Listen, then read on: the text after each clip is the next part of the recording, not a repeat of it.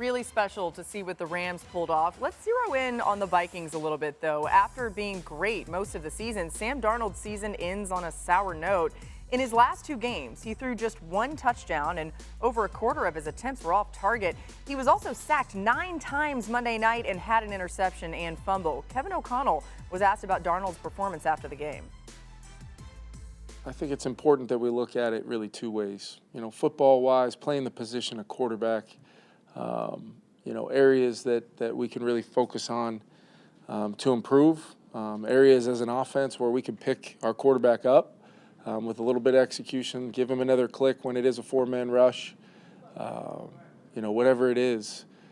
We've got to find a way to look at it from that standpoint. But also, I just want to say, I think it's very important we all think about, Sam's body of work, what he was able to do this year, when not very many people thought he would be able to lead a team to 14 wins. Very rare for a quarterback in their first year. In fact, it is rare. All right, just one quick point before we talk about Darnold. Kevin O'Connell is one of the best coaches, I believe, in the NFL right now. I don't think that's a hot take at all, but the way that he encourages, the way that he looks at things with a reasonable perspective, pretty special. Now, Graz, that said, how much did these last 2 games impact Darnold's future? I think a lot, because, if the Vikings were wrestling with a decision on how much to commit to him with J.J. McCarthy still in the wings, obviously this pushes him a little bit in the other direction. Not to say that that's the way they'll go, but Sam Darnold's still going to be the quarterback on the free agent market that had the best season of any of them. And as a result of that, he's going to get interest. And it may be at a level the Vikings aren't comfortable with, given that they want to move on to J.J. McCarthy at some point. So do you franchise him? Do you franchise him with the intent to trade him? Do you let him go and find another bridge guy for Kevin O'Connell to work with the way he did with Darnold this year? There are people in that building who are concerned, like, do we let a 27-year-old quarterback who just had this kind of season leave and get nothing for him? That's possible, but it's also possible they'll find a way to make sure that they do get something in return if he does end up leaving this offseason. Yeah, it's interesting. Important to remember that J.J. McCarthy's been around the facility, but a lot of that's been working on getting healthy and hasn't been necessarily as connected as you might imagine a player would be recovering from an injury. Dan, what did we learn about Sam Darnold over the last couple weeks? He's not a quarterback you win because of. Now, those are rare in this league. And those are the ones when they go to the negotiation table, the number can't be big enough. Okay, I think that Sam Darnold has unequivocally proven this year he's a quarterback you win a lot of games with. And that is the Baker Mayfield and Geno Smith type of player that as long as there's good pieces around him, the offensive line and good skill players, and the coaches have a good scheme that's called properly, obviously Kevin O'Connell, one of the best in the NFL, you're going to win a lot of games with Sam Darnold. But I do think it is fair to say that over the last 2 weeks, he had the opportunity to say, no, I'm a quarterback you win because of. Yeah. And I don't think he did that.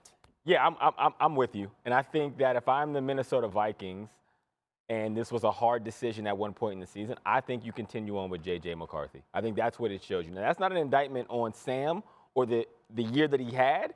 I think it got to the must-win games where everything was on the line, and that's tough for quarterbacks. And that's the first time Sam has been in that situation. So I'm giving him the grace there that maybe he reverted back a little bit because the pressure and how you take in that and have a different output is something you learn over time. That being said, trust what you believed at the beginning in J.J. McCarthy. You invested a draft pick, a top 10 pick in this quarterback because you believe him to be a franchise guy. I don't think that changes. Sam should get what he deserves on the open market, but the Vikings go on with your gut. Hawk, that's the point. That's the point. And I like what you said, Dio. Those comparisons with G.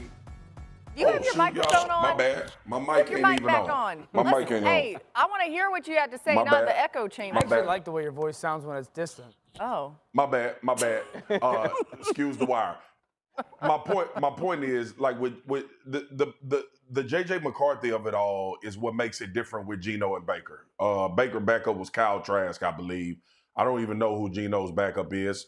I'm sorry. I don't know that. The other thing is this too, man. Like, Kevin O'Connell is a part of the reason why Sam Darnold is going to have a hard time returning back to Minnesota. And it's because he is such a good head coach. And it's because that quarterback specifically that they drafted was the one that Kevin O'Connell was excited about. Like, I I don't think we have to take away what Sam Darnold did this year in a negative way. It's definitely going to help him be on another team. But I think these last 2 games probably swayed the Minnesota Vikings into saying, we got a real belief in our head coach that he can develop quarterbacks, get them to play at a very high level, and they go invest that in J.J. McCarthy.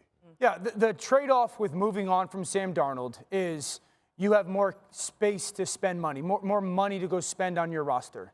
There's also the grass may not be greener, and you would be getting rid of a guy that certainly galvanized the locker room, certainly took advantage of an opportunity, and also, as much as I think highly of J.J. McCarthy, you got to go do it the same way that Sam Darnold did, and you could take a step back next year production-wise. One thing I thought was interesting, when we talked to Sam ahead of this game last night, he said that these were the biggest 2 games of his career. He hadn't had experience in games like this before. Yeah. Maybe now that he has, he'd be better going forward. I sound like a sympathizer, but maybe I am. He's made himself a lot of money. Yeah. He deserves a lot of credit, even if it wasn't quite the finish that they wanted. J.J. We'll see you McCarthy tomorrow gonna on be that NFL quarterback Live. next Thanks year. for tuning in and being with us today.